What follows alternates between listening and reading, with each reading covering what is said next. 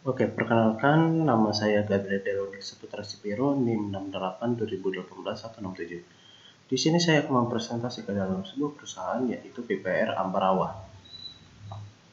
Nah, profil perusahaan. Dalam BPR Ambarawa, Harta Sarana secara resmi didirikan pada tanggal 13 Agustus tahun 1993 yang didirikan oleh Notaris Siti Oktari, SH.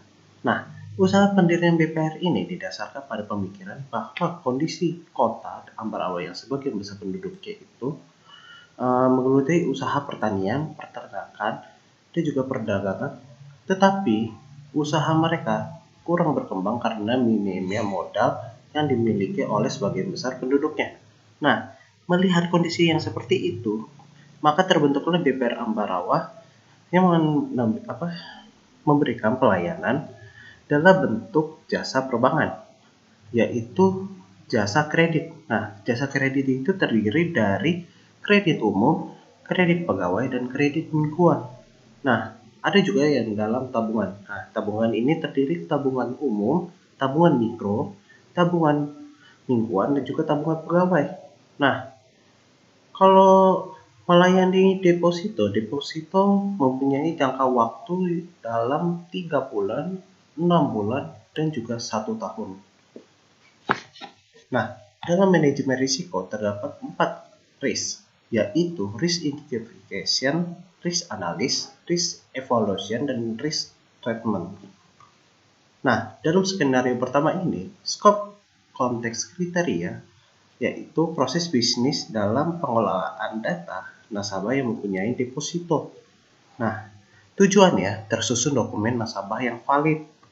Nah, kalau risk identification itu risk cause atau hazard, hasil data yang tidak sesuai dengan histori data.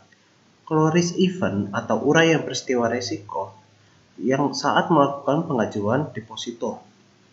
Nah, sumber risiko, kesalahan dalam penginputan data.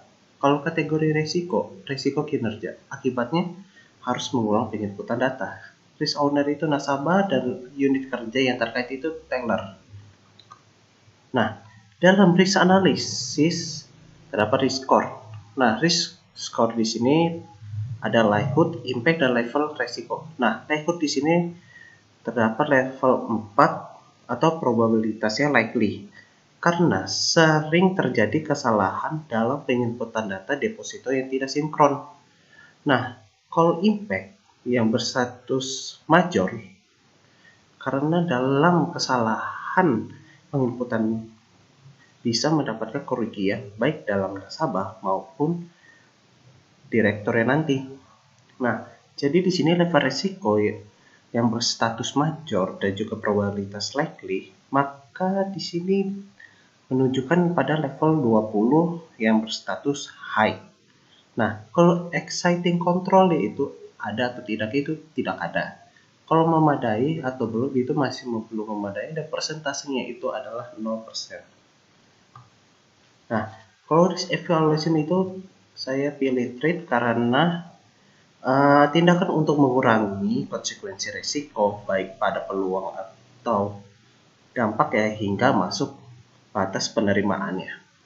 Nah, kalau risk treatment-nya itu langkah mitigasinya itu bisa dikendalikan dengan melakukan penginputan data ulang seperti penginputan data ulang nasabah. Nah, kontingensinya di sini dengan adanya sebuah perancangan dalam melakukan penghitungan data deposito nasabah. Nah, skop konteks kriteria yang dalam skenario kedua, yaitu proses bisnis mengelola data transaksi dari nasabah. Tujuannya tercetaknya buku tabungan yang sudah dilakukan transaksi. Nah, risk identification yang di sini risk cause itu adanya jumlah saldo akhir dengan saldo sekarang. Risk eventnya uraian peristiwa risiko saat melakukan transaksi.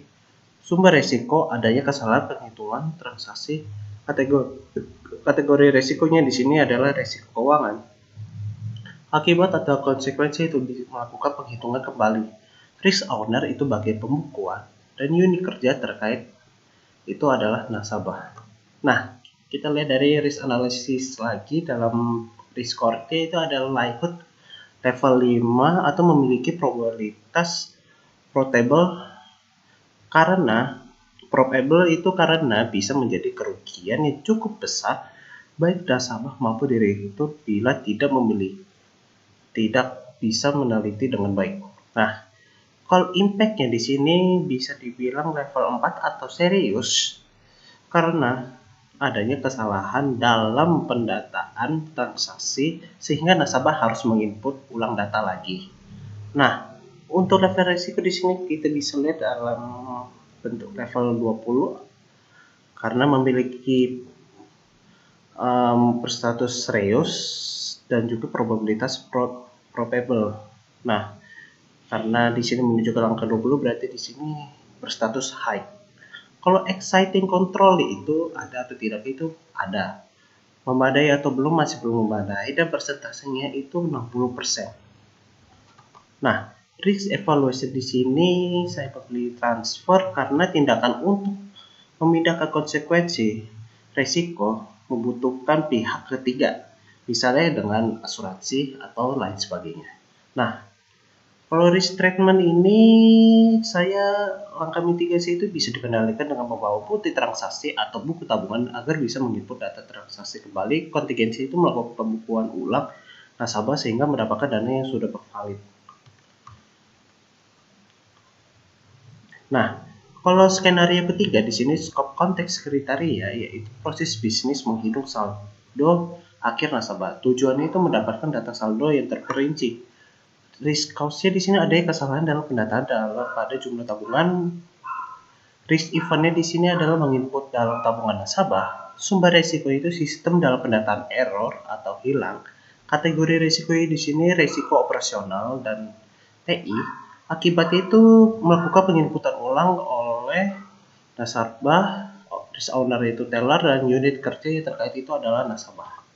Nah, dalam risk analisis ini, likelihood itu kita bisa lihat dengan probabilitas level 3 atau possible karena bisa saja adanya sistem error pada komputer sehingga membutuhkan nasabah untuk penginputan ulang lagi. Nah, kalau di sini impact itu level 5 atau major karena adanya sistem error sehingga meminta nasabah yang sudah transaksi agar melakukan penginputan data kembali dan mencegah kerugian yang akan nantinya. Nah, kalau di sini level resikonya yang berstatus major dan cukup probabilitas possible, maka resiko di sini menunjukkan angka 15 itu masih berstatus high. Nah, exciting control di sini adalah ada tidak ya, itu ada. Memadai atau belum masih belum memadai dan presentasinya itu sekitar 75%. Nah, risk evaluation di sini saya memberi tolerate yaitu kenapa? Karena tindakan untuk menerima resiko tanpa merencanakan atau melakukan apapun. Nah, kalau di sini risk treatment-nya itu langkah mitigasi yaitu bisa dikendalikan dengan pengecekan ulang dan melakukan pengupdatean baru agar sistem tidak error. Kontingensi itu adanya sebuah alat yang sudah memadai untuk mengoperasikan usaha tersebut. Mungkin itu sekian dari saya dan terima kasih.